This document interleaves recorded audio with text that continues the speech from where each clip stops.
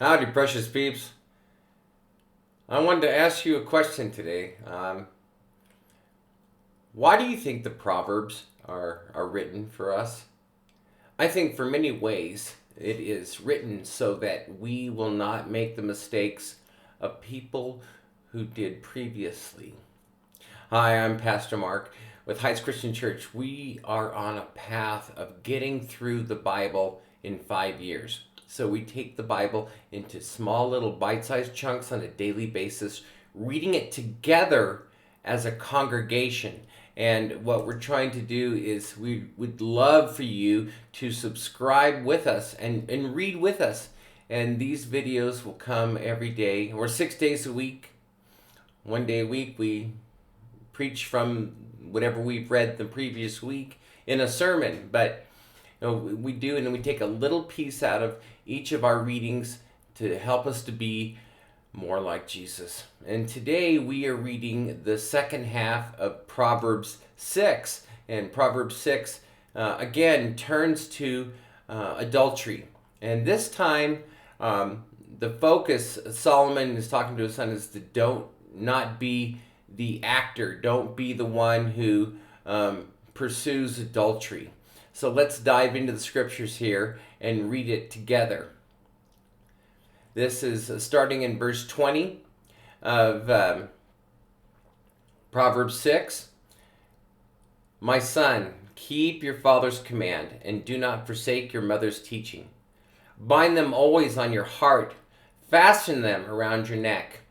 When you walk, they will guide you. When you sleep, they will watch over you. When you awake, they will speak to you. For this command is a lamp. This is a teaching is a light. This teaching is a light. And correction and instruction are the way to life. Keeping you from your neighbor's wife, from the smooth talk of a wayward woman. Do not lust in your heart after her beauty, or let her captivate you with her eyes.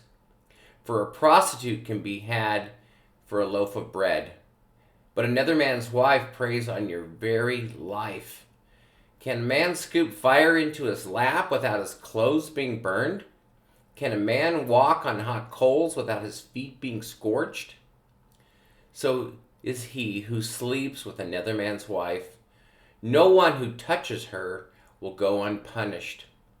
People do not despise a thief if he steals to satisfy his hunger when he's starving.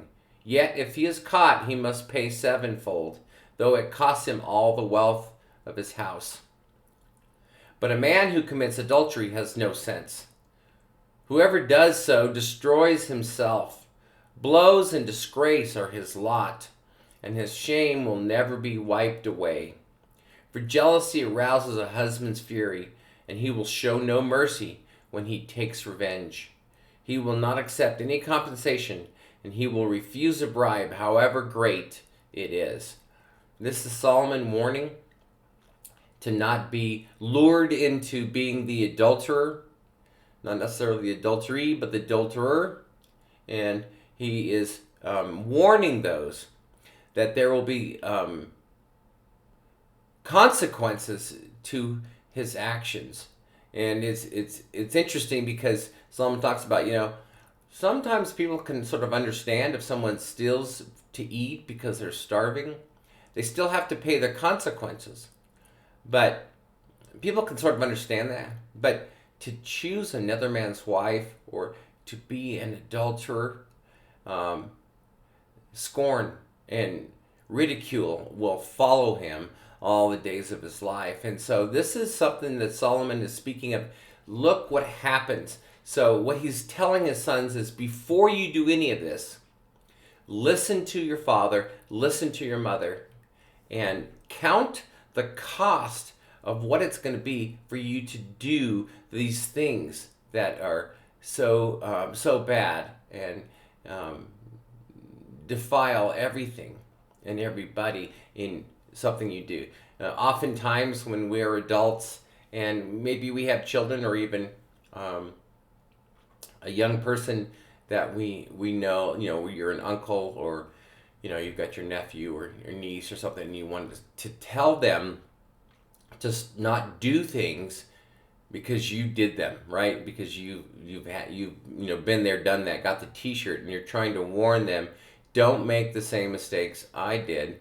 I'm not sure this is from Solomon yet, maybe so, but he's observing and he is looking. We know that from Ecclesiastes, who was a keen observer of human traits, and so he is warning strongly.